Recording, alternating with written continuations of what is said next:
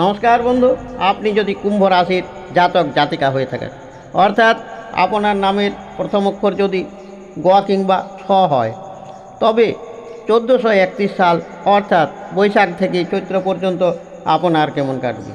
এবছর রোজগার, আয় ব্যয়, সঞ্চয়, শিক্ষা, চাকরি লাভ, লাইফ, প্রেম বা বিবাহ, দাম্পত্য জীবন, সুখ দুঃখ, আপদ বিপদ, ঝামেলা, রোগ শোক, আপনি কোন দেবতার পূজা করবেন, কোন রত্ন, কোন ধাতু, কোন গাছের মূল ধারণ করলে আপনি ভালো থাকবেন।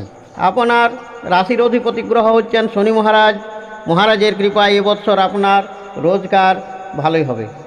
এবছর আপনার আয় হবে 8 গুণ ও ব্যয় মাত্র 2 গুণ, আর সঞ্চয় হবে 6 গুণ। কুম্ভ রাশির জাতক জাতিকাদের জীবন হয় খুব সমস্যাপূর্ণ, কেননা শনি মহারাজ হচ্ছেন ন্যায়ের দেবতা।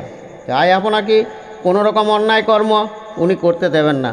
তাই বর্তমান বৎসরেও আপনার নানা সমস্যা চলতেই থাকবে।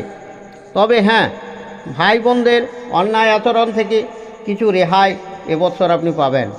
সন্তানের কৃতিত্বে যশ বৃদ্ধি হবে। হঠাৎ আপনার পতনযোগ থাকবে, তবে দ্রুত সুস্থ হয়ে উঠে যাবেন। বাত, চামড়া, টনসিল ও হার্টের রোগে সাময়িক কষ্ট পেতে পারেন। আপনার রাশিটা খুব দুঃখ দুর্দশাপূর্ণ রাশি। বিনা কারণে আপনাকে কেউ দুঃখ কষ্ট দিতে পারে, কিন্তু আপনি কাউকে দুঃখ দিতে বা কষ্ট দিতে পারবেন না। বৎসরের প্রথম থেকে আপনার মালিক আপনার ঘরে থাকছেন।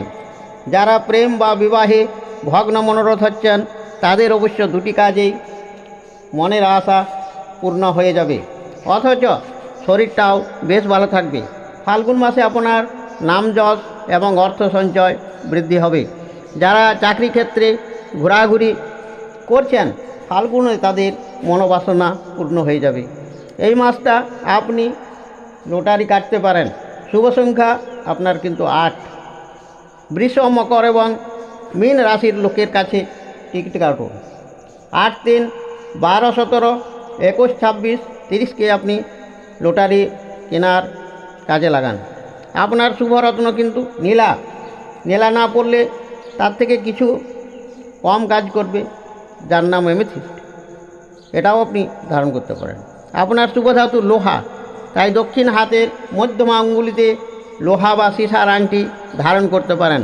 আপনার শুভ বর্ণ কালো, নীল ও আকাশি।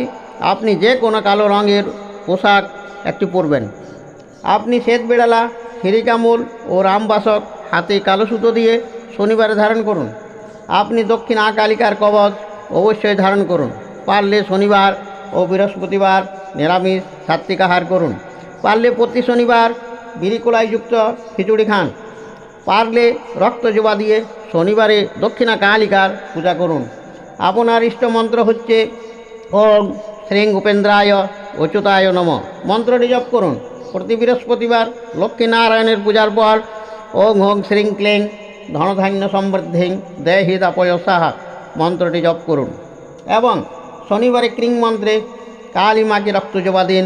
সাথে ওং ওং হ্রেং শ্রেং শনৈশ্চরায় নম মন্ত্র জপ করুন। মনে রাখবেন, কুম্ভ রাশিতে শনিবারে জন্ম অতি দুর্লভ জন্ম। এরা মা কালীর অতি প্রিয় কৃপার পাত্র হন। তাই আপনি এবছর মায়ের কৃপায় বেশ ভালোই থাকবেন। তবে বন্ধুগণ, আজ এ পর্যন্ত। নমস্কার।